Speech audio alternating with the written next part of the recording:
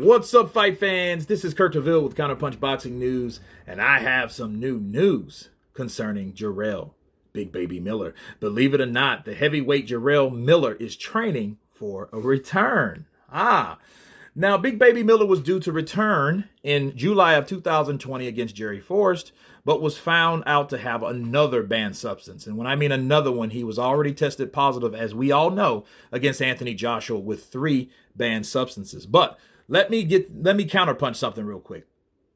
He failed 1 drug test, okay, but he had 3 drugs in his system, okay? So it seems bad, but it counts all for 1, okay? Now he screwed up again against, Jerry Forrest, and he had one of the same drugs that he had the first time where he got popped with Joshua, okay? So with good behavior, though, and rehabilitation stipulation, Miller can make a comeback in late 2020 and or early 2022. Now, what is Jarrell Miller doing to keep busy? He is sparring with Bogdan Dinu, which is preparing his fight against Daniel Dubois, once beaten by Joe Joyce, as we know. Now, let me counterpunch something. First off, I told you so. I told you Jarrell Miller would be back. A lot of people, I know we're emotional. Boxing is an emotional sport. So when it happened, of course, he's on the shit list. You know what I mean? But that state of time does not last forever. Okay? Yes, he failed once. Yes, he failed twice. But I think, and like I told you guys, he'll be back. Why? The guy has an undefeated record. He talked himself into the opportunity, even though he failed it, but he had the ability to do so. Right? It's almost like Eddie Hearn was able to get the fight together, but the fight never happened. So he does have ability with promoting himself, and I knew that. So the only defeats that he's taken has been outside of the ring. Now, one thing I want to add, he's sparring with Dinu, right? He knocked out Dinu, or stopped Dinu, in 4 rounds when they fought. So that shows you, I think, that Jarrell Miller is learning some humility, because it's like, hey, I beat this guy once upon a time. Now I'm helping this guy because I'm on suspension and I'm under, stringent testing myself. So he knows where his place is for right now. But because of that, he's killing 2 birds with 1 stone, because he's able to spar Dinu and at the same time prepare for his return, which is cool.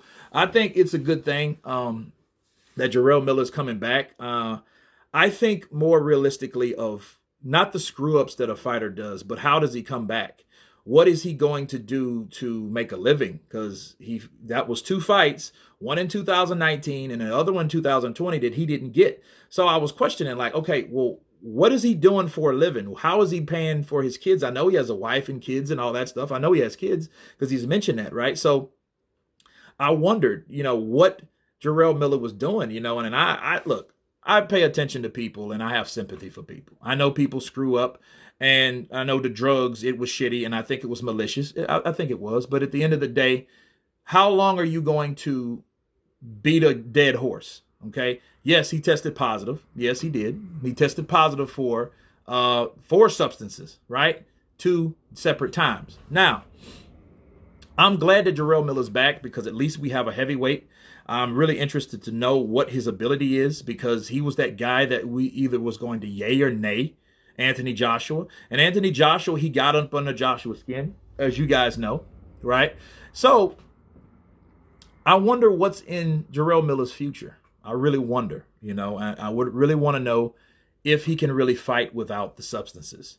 Because the substances, I feel they're mental. They're not really something that really gives you an edge. What gives you an edge is the thought to knowing you take them and you think they're going to give you an edge, right? They don't win fights.